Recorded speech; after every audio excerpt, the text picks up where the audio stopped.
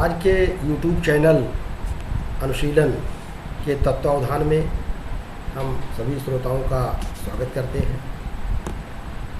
एक मेरे मन में विचार आया कि किसी भी प्रयोजन की सिद्धि के मार्ग में अनेक बाधाएं आ सकती हैं, लेकिन किसी लक्ष्य की सिद्धि के लिए दृढ़ संकल्प आवश्यक होता है।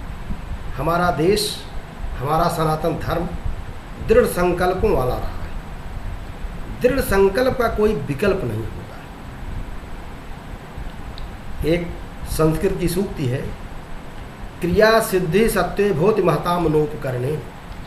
किसी प्रयोजन की सिद्धि, किसी कर्म की सिद्धि दृढ़ संकल्प से होती है, पुरुषार्थ से होती है, आत्मबल से होती है, केवल संसाधनों से नहीं होती है। बल्कि संसाधन न भी हो और दृढ़ संकल्प हो, इच्छा शक्ति हो, तो हमें कामयाबी मिल सकती है। कुछ संकल्पों की चर्चा हम करेंगे आपके प्रेरणा के लिए, मोटिवेशन के लिए। आप एक पौराणिक आख्यान से परिचित हैं। जब माता सती राम की परीक्षा लेने के लिए जाती हैं, जब वो वनवास की यात्रा में थे और भगवान शंकर जी के कथन पर उनको थोड़ा सा संशय हुआ कि वास्तव में ब्रह्म है, वन पर विचरण कर रहे हैं स्त्री की वियोग में। तो भगवान शंकर ने कहा कि आप जाकर परीक्षा ले लीजिए। वो परीक्षा लेने गई सीता का रूप धारण करके। भगवान शंकर ने,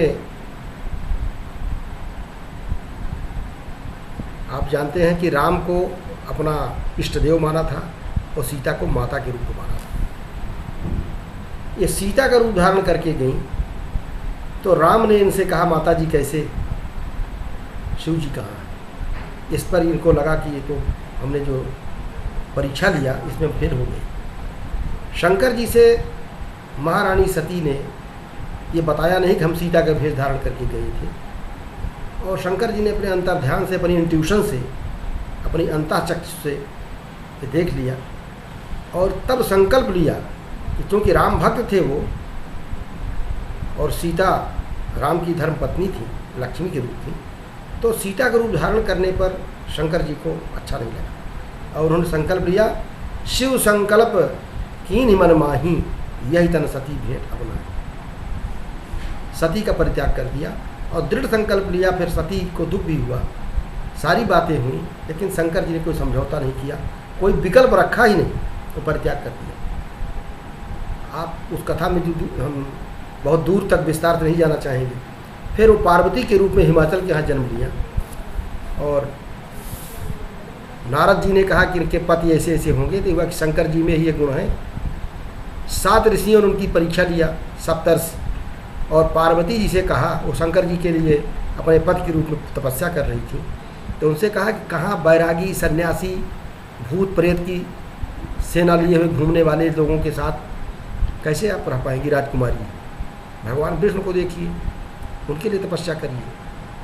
तो पार्वती जी ने भी संकल्प लिया, कोटि जन्म तक रगड़ हमारी बरम संबुनत रहूं कुमारी। हमारी कोटि जन्मों तक ये दृढ़ संकल्प है, रगड़ है कि या तो शिव जी से हम विवाह करेंगे या कुमारी रह जाएगी। कोई विकल्प नहीं छोड़ा कि हम शंकर जी के स्थान पर विष्णु को चुन लें या किसी अन्य को चुन लें या भगवान विष्णु को ले लें। तो ये संकल्प की ताकत है, ये दृढ़ इच्छा शक्ति की ताकत है। आप त्रेता युग में आइए, भगवान राम के वनगमन की बात थी। जब राजा दशरथ विचलित हुए कैकेयी के वरदान से, कैकेयी ने 2 वर मांगा, एक राम को भारत के लिए राजगद्दी और राम के लिए 14 वर्ष का वनवास। जब राजा दशरथ विचलित हुए, भाई ये तो वरदान आपने ठीक नहीं मांगा, तो कैकेयी ने क्या कहा, तन तीय तनय धाम धन धरनी सत्य संद कहूँ तृण संवरण। तन शरीर, स्त्री, पुत्र, धन, धाम, राज्य, सब कुछ 2 दृढ़ प्रतिज्ञा है उसके लिए तिनके के बराबर है। और रघुकुल रीत सदा चली आई, प्राण जाहि पर वचन न जाए। ये रघुवंशियों का, जिस वंश में राम पैदा हुए थे, यदि वो अपनी कोई संकल्प, कोई वचन, कोई प्रतिज्ञा लेते थे तो उनका प्राण चला जाए लेकिन प्रतिज्ञा नहीं जाती। जैसे आज आप बैनामा करते हैं, रजिस्ट्री करते हैं, रजिस्ट्री बैनामा खारिज हो सकता है, लेकिन रघुवंशी राजाओं का, क्षत्रियों का दृढ़ संकल्प का कोई विकल्प नहीं होता है। अगर उन्होंने संकल्प ले लिया तो ले लिया, प्राण चला जाए। राणा दशरथ ने जान दे दिया लेकिन उनका आर्डर राम के निर्वासन का वापस नहीं हुआ। ये संकल्प की ताकत है। भगवान राम जंगल में जाते हैं तो वहाँ अरण्य कांड में बात आती है कि अस्ति समूह देख रघुराया, पूछी मुनिन लाग अतिदाया। अस्ति समूह देख रघुराया, पूछी मुनिन लाग अतिदाया। उन्होंने हड्डियों का ढेर देखा और ऋषियों मुनियों से पूछा कि क्या है ये किसकी हड्डियाँ हैं। तो वहाँ के ऋषियों ने जवाब दिया कि निश्चर निकल सकल मुनि खाए, निश्चर निकल सकल मुनि खाए, सुन रघुवीर नयन जल छाए। राक्षसों के समूहों ने समस्त ऋषियों मुनियों को जो तपस्या कर रहे थे उनको मार दिया। ये देख करके राम के मन में करुणा पैदा हुई और उनकी आंखों में आंसू आ गए। उस समय उन्होंने प्रतिज्ञा किया कि निश्चरहीन करहूँ मैं, भुज उठाए पनकीन, सकल मुनि के आश्रमन जाहि जाहि सुखदीन। आज पृथ्वी को मैं प्रतिज्ञा करता हूँ कि ऐसी आसुरी शक्तियों से, ऐसे आतंकवादियों से निर्मूल कर दूंगा। ये दृढ़ प्रतिज्ञा थी। उसके बाद राम को कितनी कठिनाइयाँ हुई, माता सीता का अपहरण किया रावण ने, सब कुछ किया, लेकिन नो कंप्रोमाइज, कोई समझौता नहीं हुआ। फिर महाभारत में आप आइए, महाराज भीष्म की प्रतिज्ञा बड़ी प्रसिद्ध है। जब उन्होंने देखा कि हमारे पिताजी शांतनु महाराज माँ सत्यवती के प्रेम में आसक्त हैं और डिस्टर्ब हैं शादी न होने से, क्योंकि उस धीवर ने ये कहा कि हमारी पुत्री का पुत्र ही राजा होगा, तो भीष्म ने आजीवन अविवाहित रहने का संकल्प ले लिया। कहा कि जब मैं शादी नहीं करूँगा तो मेरे पुत्र नहीं पैदा हुआ तो राजा घोड़े कुतवाले नहीं उठता। और महाभारत के युद्ध में भगवान श्री कृष्ण ने कहा था कि हम महाभारत में अस्त्र नहीं उठाएंगे, और भीष्म ने प्रतिज्ञा किया इनको अस्त्र उठवा कर रहूँगा। आज हरि जो अस्त्र कहा हूँ तो उन शांतनु सुत में कहा, अगर इनको महाभारत में युद्ध न करना पड़ा, अस्त्र न उठाना पड़ा, तो वे शांतनु की संतान नहीं। और उन्होंने अर्जुन के रथ को बाणों की वर्षा से भेद दिया। अंत में श्री कृष्ण को अपनी प्रतिज्ञा तोड़नी पड़ी और उन्होंने भीष्म के संकल्प के आगे चक्र को उठाया, अस्त्र उठाया महाभारत में। इसी प्रकार में हम आपको 20वीं शताब्दी में ले जाते हैं। महात्मा गांधी की ये मारिसबर्ग रेलवे स्टेशन पर एसी की डिब्बे में यात्रा कर रहे थे। टिकट होने के बावजूद उनका सामान मारिसबर्ग रेलवे स्टेशन पर अफ्रीका में फेंक दिया गया और उनको ट्रेन से उतार दिया गया। बहुत ठंडी रात थी, वो कांप रहे थे। उस समय उनके मन में बात आया, अब मेरे सामने दो विकल्प हैं। एक विकल्प ये है कि मैं देश वापस चला जाऊं, दूसरा विकल्प है अपनी जान की बाजी लगा करके मैं इसका विरोध करूं।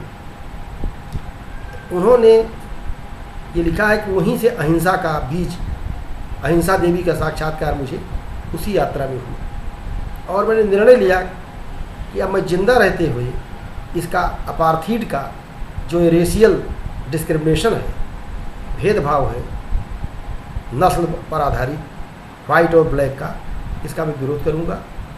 और उनका ऐसा संकल्प रहा कि अंग्रेजों को ही भारत से भगा दिया। यद्यप हम इसमें नहीं कह रहे कि केवल गांधी का रोल रहा, गांधी नेता थे, लेकिन आपने देखा कि 1942 में जब कांग्रेस, भारतीय राष्ट्रीय कांग्रेस ने कहा कि सेकेंड वर्ल्ड वार के बाद में, इस समय चल रहा है सेकेंड वर्ल्ड वार, यदि आप अंग्रेजों का विरोध करेंगे सरकार नाराज रहेगी। इस पर गांधी ने कहा कि कोई समझौता हम नहीं करेंगे, ये हमारा देश छोड़ के जाएँ। और पूरे दुनिया ने, पूरे विश्व ने भारत छोड़ो आंदोलन का शंखनाद देखा, क्वाइट इंडिया मूवमेंट इन 1942। ये संकल्प की ताकत होती है। दृढ़ संकल्प के आगे संसाधन ढीले पड़ जाते हैं, फीके पड़ जाते हैं, कमज़ोर पड़ जाते हैं। इसलिए मैं अपने सुधी पाठकों से विशेष रूप से जो किसी अभियान में, प्रशासनिक सेवाओं की तैयारी में या किसी भी क्षेत्र में, राजनीति में, प्रशासन में, पुलिस में जाना चाहते हैं लक्ष्य बना करके, अध्यापन में, तो दृढ़ संकल्प के साथ उसके लिए प्रयास करिए। दृढ़ संकल्प में कोई हिस्टेशन नहीं होना चाहिए। अर्जुन की तरह, जैसे अर्जुन को द्रौपदी के स्वयंवर में खौलते कड़ाहे में जो तेल भरा था उसमें मछली की आंख का प्रतिबिंब देख करके बाण मारना था, बेंधना था आंख, तो उन्होंने केवल मछली की आंख देखा।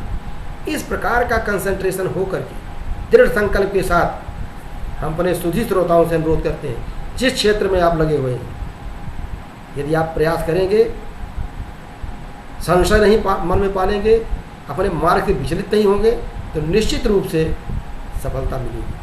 इन्हीं शब्दों के साथ हम आप सभी लोगों का मंगल कामना के साथ स्वागत करते हैं और अपनी वाणी को विराम देते हैं। धन्यवाद।